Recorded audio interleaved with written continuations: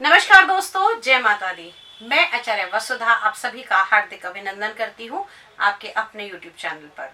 दोस्तों, आज के वीडियो में हम बात करेंगे कि आने वाला अप्रैल का महीना, जी हाँ, इस न्यू फाइनेंशियल ईयर में क्या होने वाला है आपके साथ, क्योंकि इस माह के अंदर 4 नहीं 5 ग्रह एक साथ एक ही घर के अंदर विराजमान होंगे और मिलेंगे ज्योतिष की भाषा में ग्रह युद्ध में शामिल। अब इस ग्रह युद्ध का आपके जीवन में क्या युद्ध होगा, आइए उसको जान लेते हैं। सबसे पहले बात करते हैं वृषभ लगन वाले जातकों की हेल्थ के बारे में। हेल्थ की दृष्टि से अगर हम बात करें तो आपके हेल्थ के स्वामी यानी कि आपके लगन के स्वामी और साथ साथ आपकी कुंडली के छठे भाव के स्वामी दोनों ही उच्च होकर 11वें भाव में विराजमान है। तो हेल्थ की दृष्टि से ऐसी कोई बड़ी समस्या इस माह में नहीं बनेगी और खास तौर से जिन लोगों को यूरिन की या फिर स्किन की प्रॉब्लम चल रही थी उन लोगों को काफी हद तक निजात मिलती हुई दिखाई देगी, क्योंकि पूरे माह आपके लग्नेश रहने वाले हैं उच्च के। अब बात करते हैं आपके इन्वेस्टमेंट्स के बारे में। अगर हम बात करें तो माह की शुरुआत में यानी कि 1 तारीख को मंगल होंगे आपकी कुंडली के दूसरे भाव में, लेकिन उसके बाद में अगर हम बात करें तो आपके इन्वेस्टमेंट के स्वामी हो रहे हैं नीच के। किसी भी बड़े इन्वेस्टमेंट में पैसा लगाने से पहले आपको अच्छी तरह से जांच परख लेना चाहिए, क्योंकि यहाँ पर दूसरे भाव के स्वामी बुध नीच के होकर आपके लाभ के भाव में है। इस भाव के अंदर कहीं ना कहीं लगाया हुआ पैसा आपको नुकसान दे सकता है। साथ ही साथ अगर कोई पुरानी प्रॉपर्टी बेचने की या खरीदने की कोशिश कर रहे हैं तो इस माह में थोड़ा सा रुक जाइए। वाणी से जुड़े हुए रोग आपको हो सकते हैं।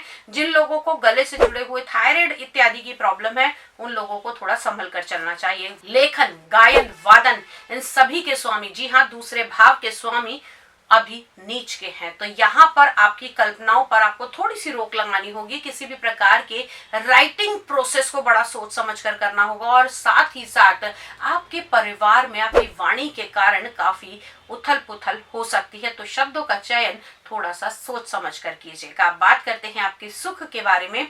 जी हाँ, कुंडली के चतुर्थ भाव से इसका निर्णय करते हैं और साथ ही साथ अगर हम बात करें तो चतुर्थ भाव के स्वामी सूर्य देव एकादश भाव में हैं। तो यहाँ पर ये योग जो रहेगा वो थोड़ा सा परेशानी वाला इसलिए हो सकता है क्योंकि यहाँ पर राहु से पीड़ित हैं। तो वाहन इत्यादि की अगर आप सोच रहे हैं कि आपको खरीदना है तो उसके लिए थोड़ा सा रुक जाइए। हाँ, 12 तारीख के बाद में जैसे ही 13 तारीख को होगा राशि परिवर्तन, उस समय में आप लोगों के सुख के साधनों पर थोड़ा खर्चा अधिक हो सकता है। ब्रांडेड चीजें लेने के लिए सोचेंगे, लेकिन खास तौर पर अपने पिताजी की हेल्थ का ध्यान रखने की आवश्यकता है। बात करते हैं आपके प्रेम संबंधों के बारे में। कुंडली के पंचम भाव से इसका निर्णय करते हैं और में अभी केतु का गोचर चल रहा है। किसी भी प्रकार के लगाव से इस समय आप थोड़ा सा दूर हो सकते हैं। आपका इस समय प्रेम प्रसंगों में इतना मन नहीं रहेगा, क्योंकि आपको कहीं ना कहीं ऐसा लगेगा कि सामने वाला व्यक्ति कहीं आपको चीट कर रहा है। तो संशय से थोड़ा बच कर रहिएगा। और साथ ही साथ अगर हम बात करें कि इस टाइम पीरियड में कुछ नए आपके पास अगर मैरिज के प्रपोजल आते हैं तो थोड़ा सा थम जाइए। संतान की अगर मैं बात करूं तो संतान की हेल्थ पे थोड़ी सी परेशानियां आ सकती हैं, हेल्थ की ओर ध्यान रखना होगा। वहीं शिक्षा के क्षेत्र से जुड़े हुए लोगों के लिए भी ये माह जो है वो थोड़ा चुनौतीपूर्ण रह सकता है। अब बात करते हैं आपके दाम्पत्य जीवन की। जी हाँ, आपके दाम्पत्य जीवन की अगर हम बात करें तो आपके दाम्पत्य जीवन के स्वामी, जी हाँ, मंगल नीच के होकर तीसरे भाव में विराजमान है। आपकी जीवन साथी के समय साथ में किसी भी सोशल सर्कल की जगह पर कोई मतभेद हो सकते हैं, या फिर मैं कहूं कि आप अगर कहीं बाहर घूमने जाएं तो वहां पर लड़ाई झगड़ा हो सकता है। तो बाहर का ट्रिप थोड़ा सा अभी अवॉइड करने की आवश्यकता है। जीवन साथी को लेकर बहुत ज्यादा अग्रेसिव ना हो और साथ ही साथ कहते हैं ना कि हद से ज्यादा केयर करना भी कभी कभी नुकसानदायक हो सकता है। अब बात करते हैं आपके भाग्य के भाव के बारे में। तो भाग्य की अगर हम बात करें तो दोस्तों आपके भाग्य भाव के और आपके कर्म भाव के स्वामी शनिदेव ने चाल बदली है और आए हैं एकादश भाव के अंदर।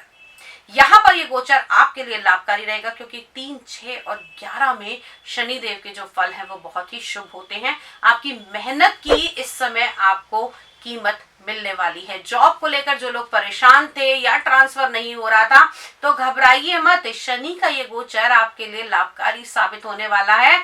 पिछले 2.5 साल में जितनी मेहनत कराई है अब उन सब के रिजल्ट आपको मिलते हुए दिखाई देंगे।